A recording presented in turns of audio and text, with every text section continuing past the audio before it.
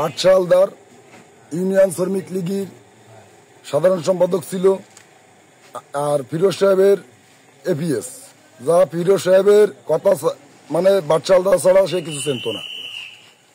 5 তারিখের পরে এই বাদশাহ হালদার দেশ ছেড়ে চলে গেছে। হঠাৎ করে তার উদয় হয়েছে। উদয় হলে আমি বাজারে ছিলাম না, লোকজনে আমার ফোন দিছে, কেছে বাদশাহ হালদার আইছে, কেন বাদশাহ হালদার দোকান খুলতেছে।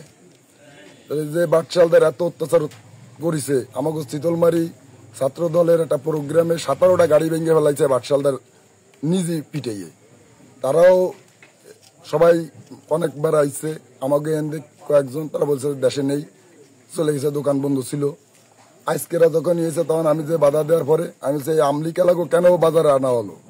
যারা এই 16 তারিখ গোপালগঞ্জ গ্যামজামে পর্যন্ত গেছে এই বাদশাহ হালদার নিজে, আরো 3 জন গেছে, আমরা খবর পাইছি। পরে আমরা এই দিল্লি, তারা বাজারে আসি না, আজকেরা হঠাৎ করে এসে সুন্দর পরে দোকান খুলে পরে যখন যে আমাকে লোক ছোট মোটো যারা নির্যাতিত হয়েছে তারা বাধা দিলি, তাকে পরে সভা হয়েছে।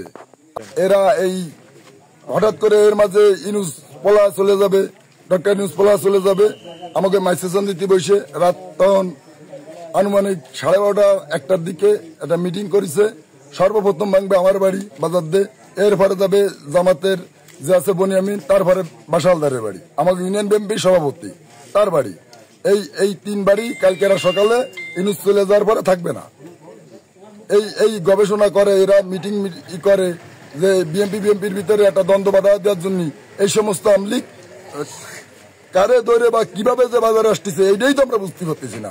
আমার জেলা পর্যায়ের নেতৃবৃন্দের কাছে আমার এটাই দাবি যে এগুলো তদন্ত করে বা এগুলো কারা করতেছে এর সুরা, আমি একটা সুরাও চাই।